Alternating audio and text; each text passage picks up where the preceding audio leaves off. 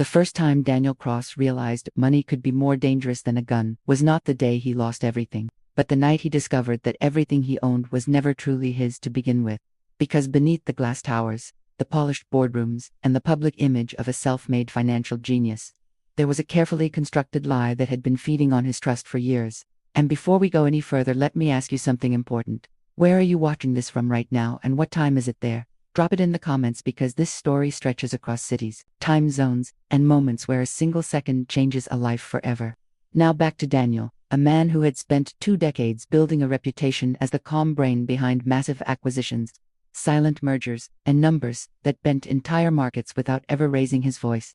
A man who believed loyalty was the only currency that never lost value, especially when it came to the people closest to him. His younger brother Marcus, who handled operations, his childhood friend Ethan, who served as legal counsel, and his wife Clara, who managed public relations and investor trust. Together they ran Crossline Capital, a firm that specialized in rescuing failing companies and turning them into profit machines. Or at least, that was the story the world believed, because what the world never saw was how every late-night deal, every offshore transfer, every quiet bailout was routed through systems Daniel never personally touched. Systems he trusted Marcus and Ethan to manage, because Daniel believed that if you guarded the vision, others could guard the machinery. And for years it worked. Crossline grew from a boutique firm into a financial beast. Headlines called Daniel the architect of modern recovery investing. Universities invited him to speak. Politicians sought his endorsement. And investors lined up not because they understood what Crossline did, but because they trusted the man behind it. A trust that would soon become the most expensive mistake of his life.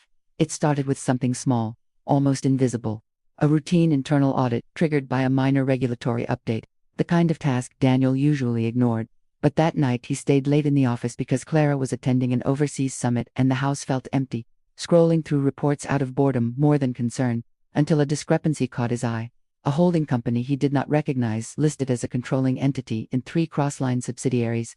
At first he assumed it was a restructuring artifact, but when he searched deeper, the name appeared again and again, quietly embedded like a parasite.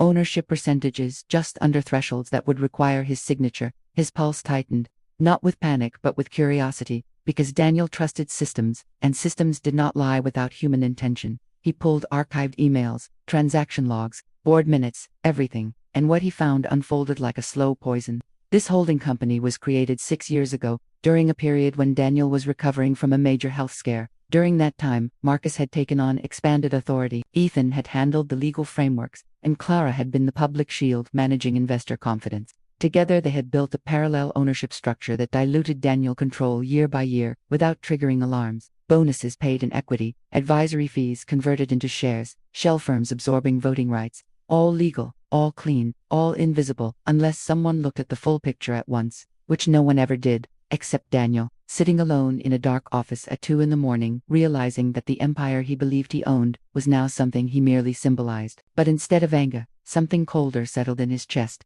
Patience, because Daniel understood markets, and markets rewarded those who waited while others grew careless. He closed the files, shut down the terminal, and went home without a word. The next morning he smiled through meetings, approved deals, praised Marcus for operational efficiency, congratulated Ethan on regulatory wins, and kissed Clara goodbye before her next trip, all while quietly beginning the most dangerous investment of his life. His own downfall turned into leverage. Step 1 was silence. He told no one what he knew, not even confronting himself with mirrors of rage, because rage leaked, and Daniel needed control. Step 2 was learning. He spent weeks mapping the real structure of Crossland, tracing every offshore entity, every nominee director, every hidden agreement, discovering not just theft but motive. Marcus wanted independence, Ethan wanted immunity, and Clara wanted permanence, because she knew that image outlived truth in public markets. Step 3 was positioning. Daniel began shifting his role from decision-maker to observer, allowing Marcus and Ethan more freedom, encouraging aggressive expansion, riskier leverage, complex instruments that looked brilliant in the short term, but required absolute trust to survive long-term. Trust Daniel knew they did not deserve. Meanwhile, he quietly started something else. A private vehicle under a different name, funded not by Crossline money, but by personal assets he had protected years ago on advice he barely remembered taking.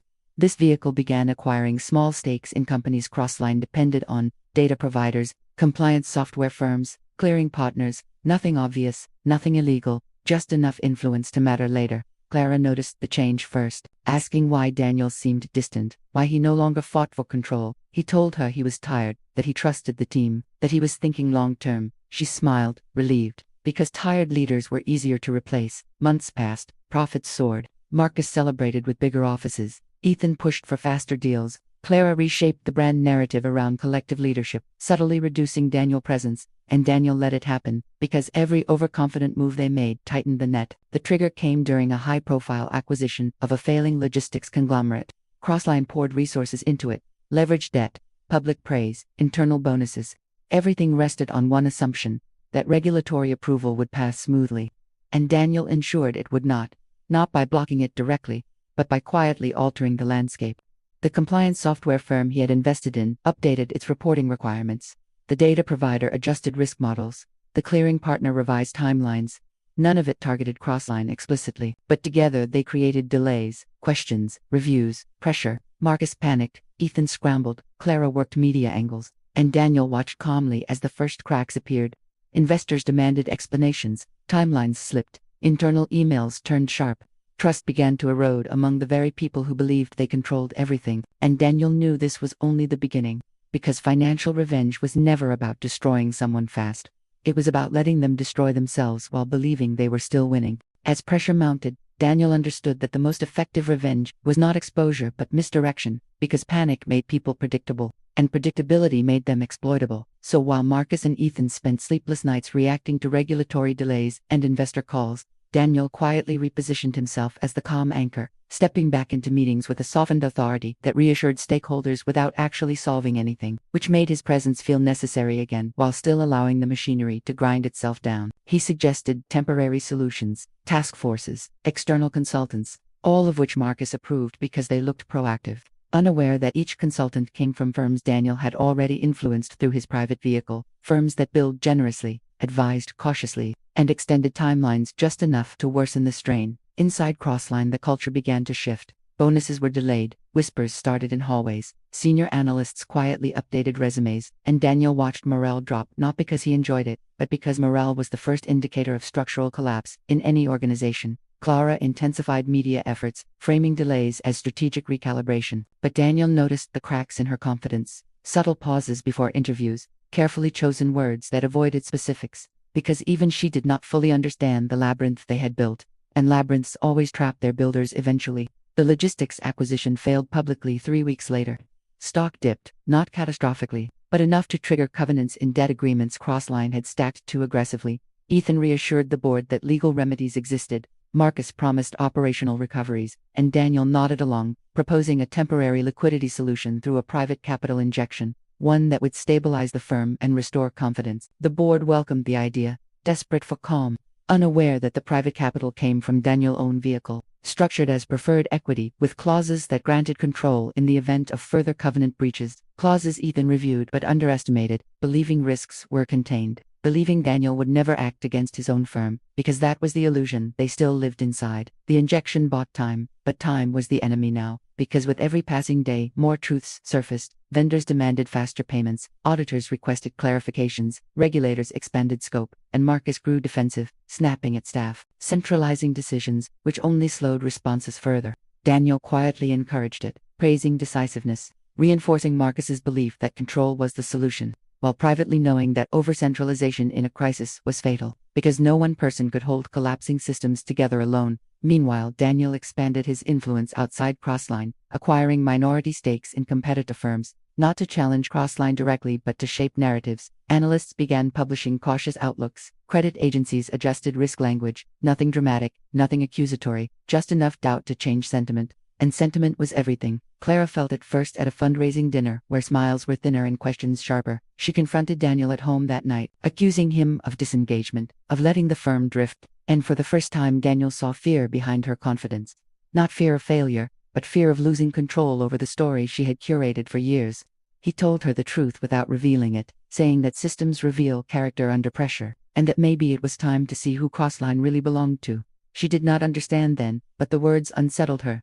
The next phase required precision. Daniel triggered it through something almost invisible, a routine vote on restructuring debt maturities. He supported a proposal that extended short-term relief but embedded long-term constraints. Marcus pushed it through quickly, eager for immediate stability. Ethan approved it, missing a cross-reference that tied default conditions to ownership triggers Daniel controlled. When a minor covenant breach occurred 2 weeks later, inevitable given the strain, the clauses activated quietly, transferring additional voting rights to the preferred equity holder. Daniel, overnight, without headlines, without meetings, without drama. Daniel's influence over Crossline crossed a threshold. He was not yet in control, but he was now unavoidable. Marcus noticed shifts in board dynamics, decisions no longer passed automatically, questions redirected toward Daniel. Frustration turned into suspicion. He confronted Daniel in private, accusing him of maneuvering, of undermining leadership. Daniel listened calmly and asked a simple question: "Who do you think owns this company now?" Marcus laughed it off. But the laugh sounded hollow even to himself, because doubt had entered, and doubt was corrosive. Ethan began digging through documents, retracing steps, realizing too late that legal perfection did not equal strategic wisdom, because every structure he built assumed trust at the top. And trust had evaporated months ago without him noticing. Clara sensed the shift in public perception, investors asking directly about Daniel's role, journalists requesting his comment instead of hers. She tried to reassert narrative control, but narratives fractured when facts caught up. The climax approached not as an explosion but as a convergence, a scheduled board meeting to address liquidity strategy. Marcus arrived prepared to assert authority, Ethan armed with legal defenses, Clara ready to manage optics, and Daniel carrying nothing but a slim folder. The meeting unfolded tensely, numbers projected, explanations offered, reassurances repeated, until Daniel spoke, not accusing, not emotional, but precise, outlining ownership structures, voting rights, triggered clauses, external dependencies, step by step, revealing a reality no one in the room had fully grasped. By the time he finished, it was clear that control had shifted, not violently, not illegally, but inevitably. Marcus tried to object, Ethan tried to reinterpret, Clara tried to redirect, but the board understood one thing clearly. Daniel was the only one who had anticipated every outcome, the only one positioned to stabilize the firm without burning it down, and stabilization was what they wanted. The vote followed, restructuring authority granted to Daniel, operational roles reassigned. Marcus sidelined pending review, Ethan retained temporarily under supervision, Clara moved to an advisory capacity. The empire had not fallen, but its center had moved, and Daniel felt no triumph, only a quiet confirmation of something he had learned too late, that loyalty without verification was just another form of risk. And as he left the boardroom that evening, city lights reflecting off glass towers that once symbolized success, Daniel knew the hardest part was still ahead, because taking back control was not the same as deciding what to do with those who had betrayed him. And financial revenge, when done right, always asked the final question, not how much power you could reclaim, but what kind of person you would become once you had it again. Power returned to Daniel's hands, not with applause but with paperwork, signatures, and a silence so heavy it followed him from the boardroom into every corridor of Crossline headquarters. Because reclaiming control exposed a truth far more unsettling than betrayal. It exposed dependence. Employees who once spoke Marcus's name now waited for Daniel cues. Executives recalibrated loyalty in real time.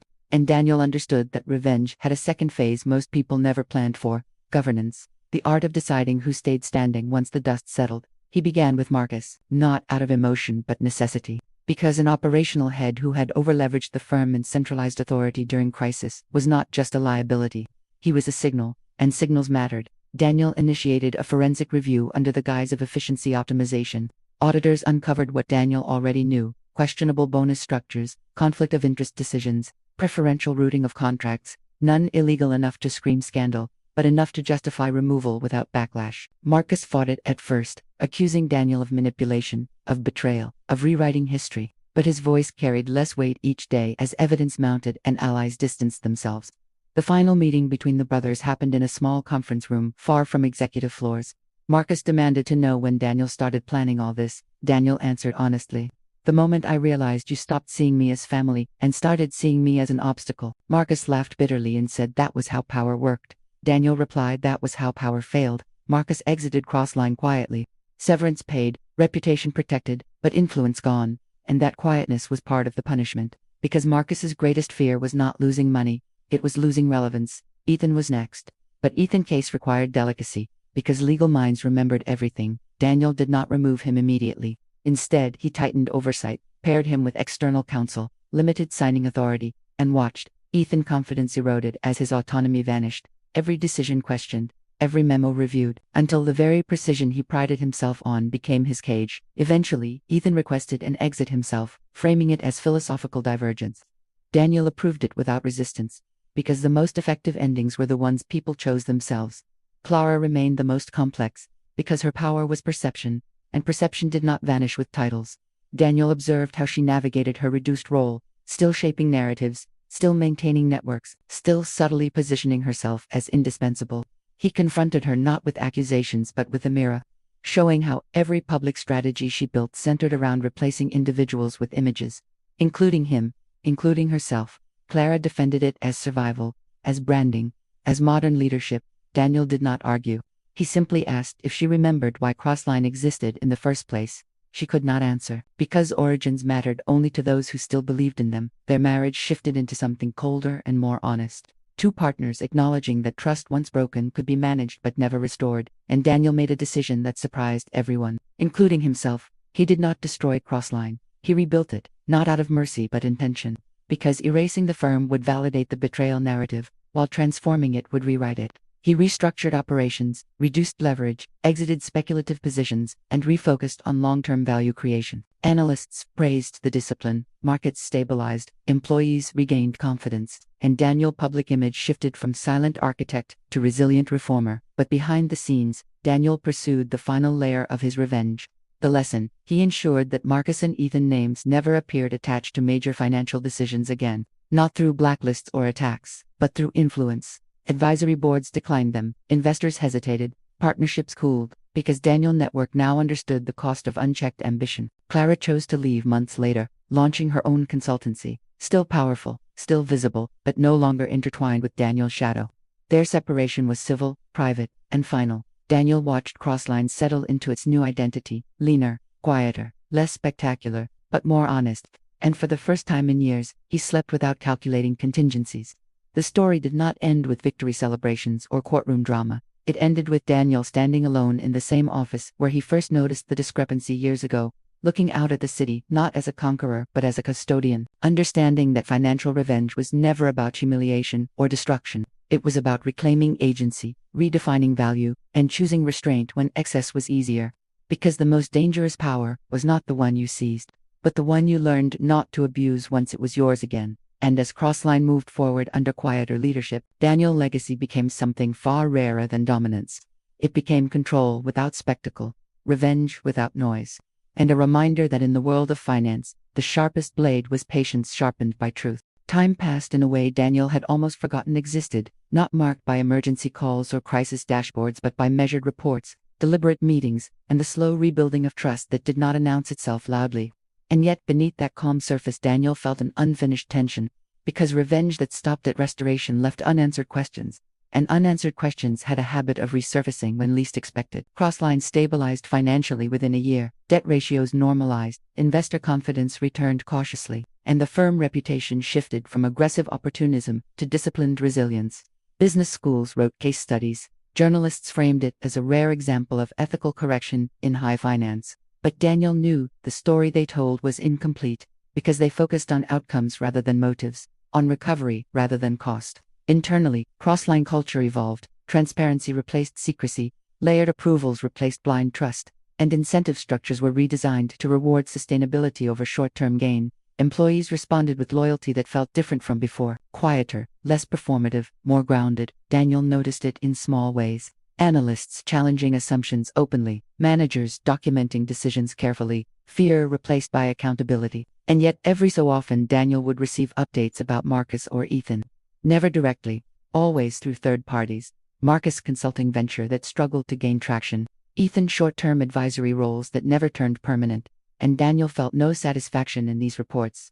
Only confirmation that systems rewarded alignment more than ambition. Clara, on the other hand, thrived publicly, her consultancy advising brands on crisis messaging, transformation narratives, and leadership optics. She spoke at conferences, published articles, and occasionally referenced lessons learned from past experiences, without naming names. Daniel watched from a distance, recognizing her skill and also its limits, because perception could guide attention but could not sustain value alone. The final confrontation Daniel never planned came unexpectedly during an international finance summit where Crossline was invited to present its restructuring model. Daniel hesitated to attend, but chose to go, believing avoidance was another form of fear.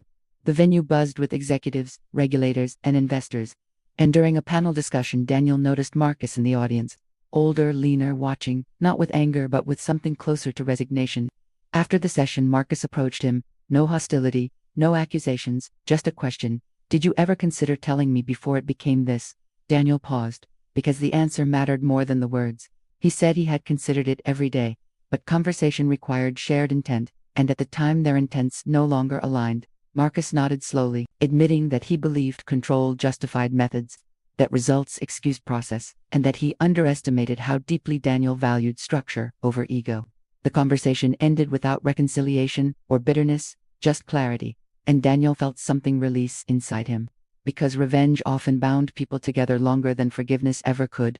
Later that evening, Ethan sent an email, short, precise, thanking Daniel for teaching him the difference between legal mastery and strategic wisdom. Daniel replied just as briefly, acknowledging the lesson went both ways, and with that, the final threads loosened. Back home, Daniel made a decision that surprised his board. He announced a gradual transition plan, not retirement, but decentralization of authority, empowering a new generation of leaders trained under stricter governance. He reduced his own visibility, declining interviews, delegating speaking roles, shifting Crossline from founder-centric identity to institutional stability. Investors reacted positively, seeing maturity rather than retreat. Daniel's personal life simplified, no longer defined by proximity to power struggles. He found satisfaction in mentorship, in designing systems that outlived individuals, and in understanding that the most enduring revenge was not the downfall of others but the irrelevance of betrayal. Years later, when asked privately whether he regretted not exposing everything publicly, Daniel answered that exposure fed spectacle, while resolution fed continuity, and continuity was the only currency that compounded without volatility. Crossline endured, not as the empire it once pretended to be, but as a firm grounded in reality. Daniel's name became associated not with conquest but with correction, a quieter legacy, and when he finally cleared his office for the last time, he did not take awards or framed headlines. He took a single document, the original audit report, where the discrepancy first appeared, not as a reminder of betrayal, but as proof that attention, not suspicion, was what changed everything. Because in finance and in life, the most dangerous lies were not the ones shouted loudly, but the ones that passed unnoticed because everyone assumed trust was permanent. And Daniel's final understanding was simple. Revenge did not have to be loud, destructive, or celebrated. Sometimes it was simply the long, patient act of restoring balance, ensuring consequences aligned with choices, and walking away without needing the world to applaud, knowing that the system now worked the way it should have all along. The final shift in Daniel's life did not arrive as a dramatic resignation or a public farewell, but as a quiet recognition that every system he had rebuilt no longer required his constant presence, because true control was proven the moment it could be released without chaos. And that realization carried a strange weight, heavier than the crisis years, heavier than betrayal.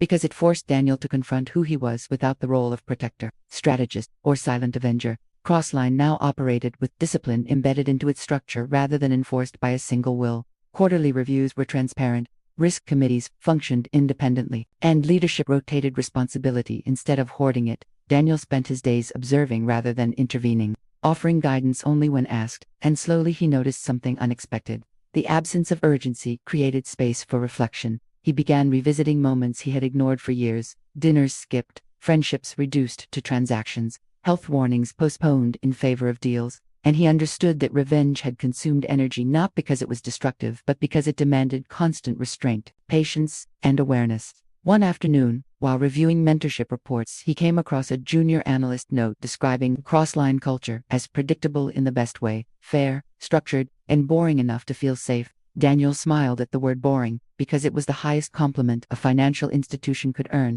Stability was rarely exciting but always valuable. He decided then that his final act would not be another restructuring or strategic move but withdrawal, with intention. He informed the board of his plan to step away completely over the next year, not selling his stake immediately but placing it into a trust governed by the same rules applied to all major shareholders. No special privileges, no informal influence. The announcement surprised markets briefly but was met with confidence, because Crossline no longer depended on him emotionally or operationally. Employees reacted with gratitude rather than fear, a sign that leadership had matured beyond personality. Daniel's personal closure came not from applause but from a series of small conversations, a junior manager thanking him for making it possible to challenge authority safely, an external partner acknowledging that Crossline reliability had become its strongest asset.